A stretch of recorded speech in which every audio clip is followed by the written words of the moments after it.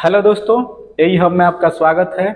और आज मैं आपको साइंस का पार्ट 2 लेकर आया हूं दोस्तों। इसी तरह से सारे पार्ट्स लेकर आऊंगा जो कि सारे एग्जाम में, यूपी पुलिस हो, एसएससी जीडी हो, ए टू जेड सारे एग्जाम में यहाँ से 5 प्रश्न पूछे जाते हैं दोस्तों। 5 मतलब कि बहुत मेरिट के लिए बहुत अच्छा चीज होता है दोस्तों। तो बहुत छोटा सा वीडियो है, वीडियो अच्छा लगेगा तो लाइक जरूर कीजिएगा।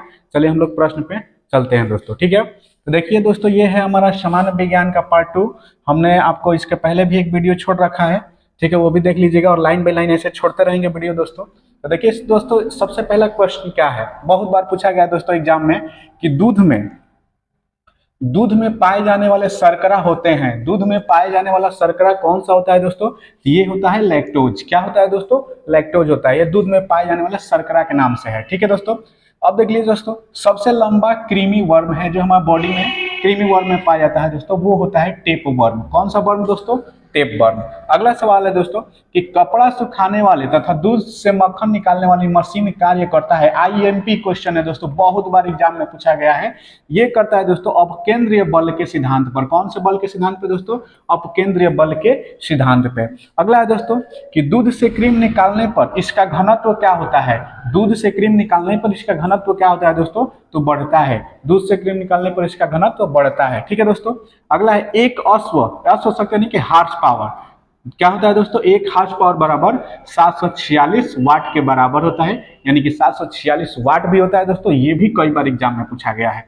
अगला है दोस्तों कि जल का घनत्व अधिकतम तथा आयतन न्यूनतम होता है, यानी कि उसका घनत्व सबसे अधिक होता है और आयतन सबसे न्यूनतम होता है। कितने पे दोस्तों? तो 4 अंश सेंटीग्रेड पर। ये भी पेपर में बहुत बार पूछा जा चुका है दोस्तों, ठीक है।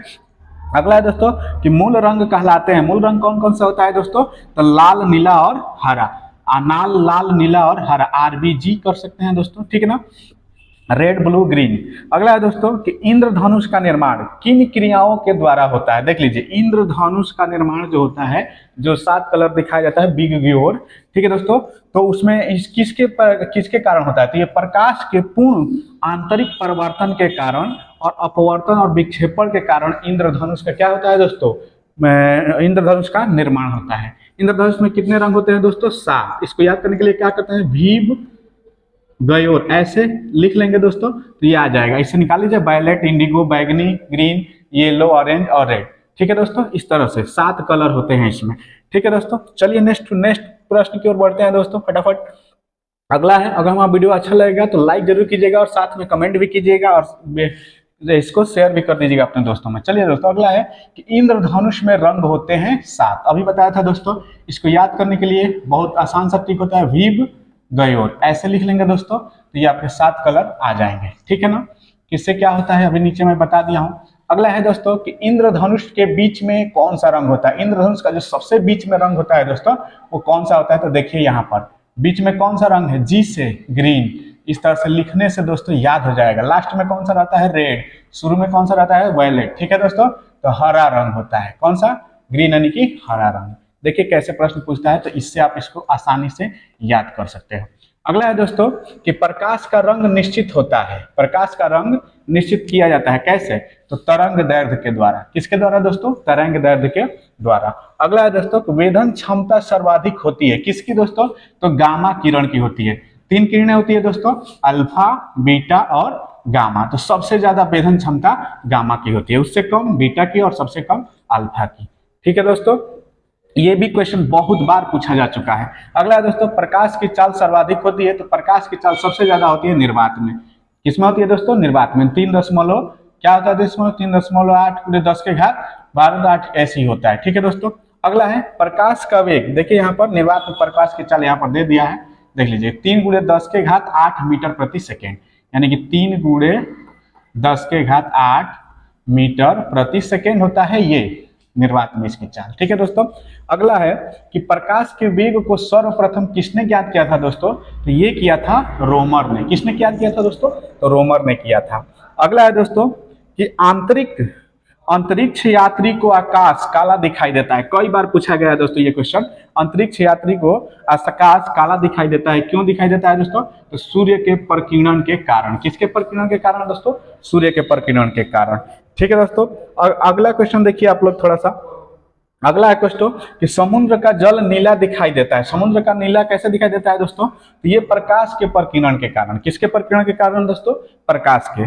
तारे टिमटिमाते हैं दोस्तों, तारे टिमटिमाते हैं। देखिए तारे टिमटिमाते हैं किसके कारण दोस्तों? तो ये भी ध्यान रखिएगा, जो तारा टिमटिमाता है वो प्रकाश के अपवर्तन के कारण, प्रकाश के अपवर्तन के कारण टिमटिमाता है। ये क्वेश्चंस बहुत इंपोर्टेंट है दोस्तों, बहुत बार एग्जाम में पूछा गया है और आपको पेपरों में देखने के लिए मिलेंगे। चलिए दोस्तों नेक्स्ट पे चलते हैं। नेक्स्ट क्वेश्चन है दोस्तों, ध्यान दीजिएगा कि रेटिना पर बना प्रतिबिंब होता है दोस्तों वास्तविक, उल्टा तथा वस्तु से छोटा। जो रेटिना पे हमारा प्रतिबिंब बनता है दोस्तों वास्तविक बनता है, यानी कि सेम, और इसका उल्टा हो जाता है। जैसे कि मान लीजिए कि व्यक्ति ऐसे है तो इसका बनेगा दोस्तों ऐसे, ठीक है, उल्टा, तथा वस्तु से छोटा बनेगा, यानी कि वस्तु इतना बड़ा है तो ये इससे छोटा बनता है।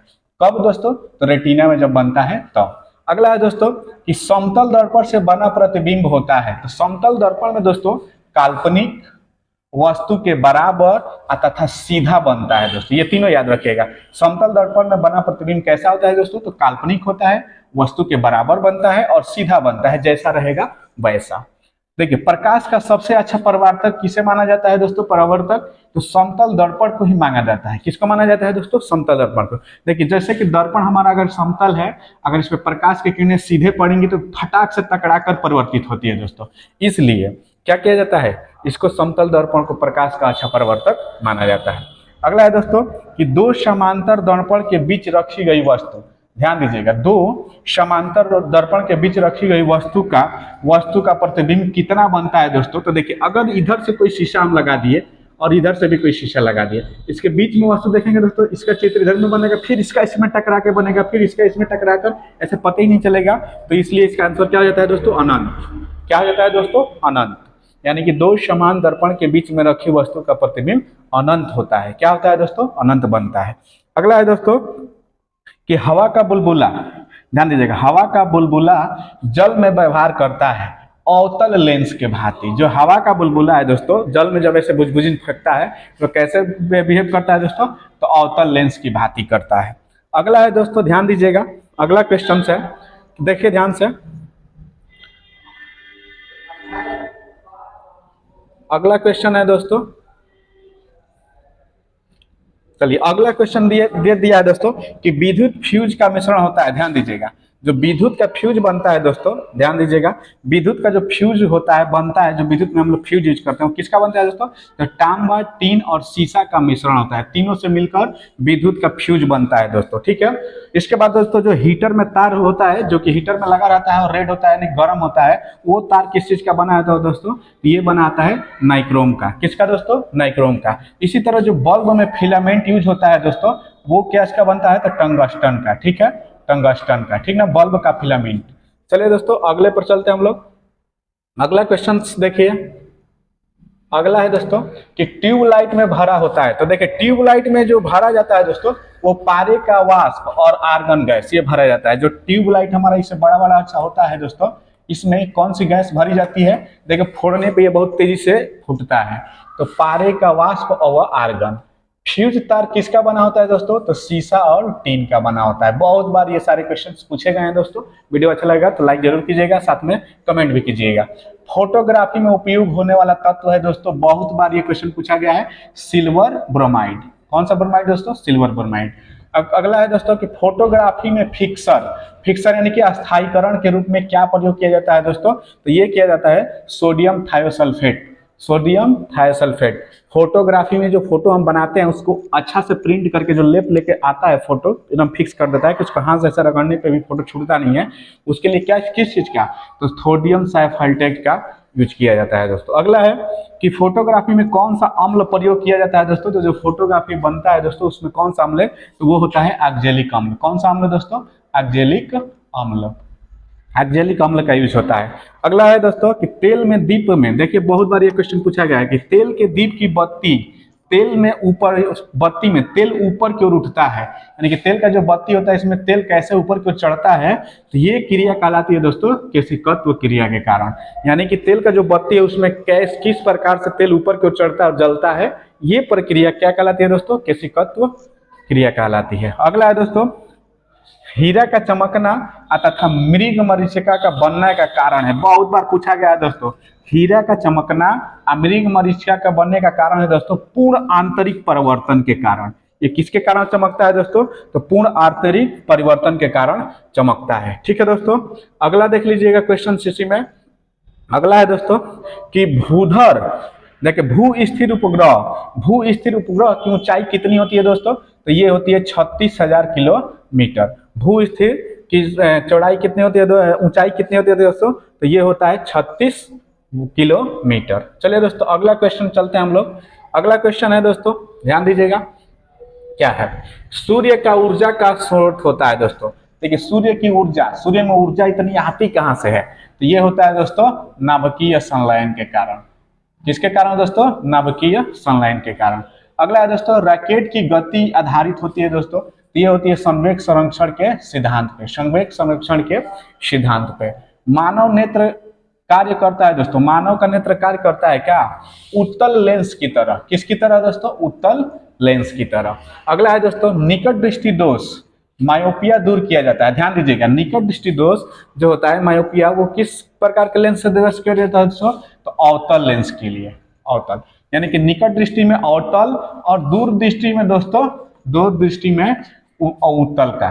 ठीक है, दूर दृष्टि दोष में किसका? उत्तल लेंस का, याद रखिएगा। ठीक है दोस्तों, निकट दृष्टि में अवतल और दूर दृष्टि में उत्तल। अगला है दोस्तों कि निकट दृष्टि दोष का कारण क्या होता है? तो देख लीजिए क्या हो जाता है उसमें, हमारे आंखों की, हमारे आंख की जो लेंस होती है वो मोटा हो जाता है और फोकस दूरी कम हो जाती है। ठीक है दोस्तों, अगला देख लीजिएगा, दीर्घ दृष्टि दोष, इसको हाइपरमेट्रोपिया कहा जाता है। ठीक है दोस्तों, इसको दूर करने के लिए किसका यूज किया जाता है? तो उत्तल लेंस का। किसका दोस्तों? उत्तल लेंस का। देखिए अब यहाँ पर देख लीजिए दोस्तों, परमाणु बम किस पर आधारित है दोस्तों? तो परमाणु बम है नाभिकीय विखंडन पर, जिसमें अपार ऊर्जा का क्या होता है दोस्तों? प्राप्ति होता है। ये गिरा दिया गया है नागासाकी और हिरोशिमा पे। ठीक है, कि वहां पर आज तक सही नहीं हुआ। ठीक है दोस्तों, अगला है हाइड्रोजन बम। हाइड्रोजन बम किस पे आधारित है दोस्तों? तो नाभिकीय संलयन के सिद्धांत पर। अगला देखिए दोस्तों, ग्रीन हाउस प्रभाव गैसें हैं। तो ग्रीन हाउस से प्रभावित गैस कौन सा है दोस्तों? कार्बन डाइऑक्साइड है।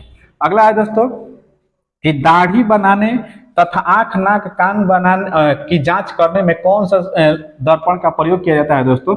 दाढ़ी जो हम बनवाते हैं, आंख कान नाक की जांच का प्रयोग करने के लिए कौन सा दर्पण का यूज किया जाता है दोस्तों? तो ये किया जाता है दोस्तों अवतल दर्पण का। किसका किया जाता है दोस्तों? अवतल दर्पण का। अगर हमारा वीडियो आपको अच्छा लगा हो दोस्तों तो इसे लाइक कीजिएगा और अधिक से अधिक शेयर कीजिएगा।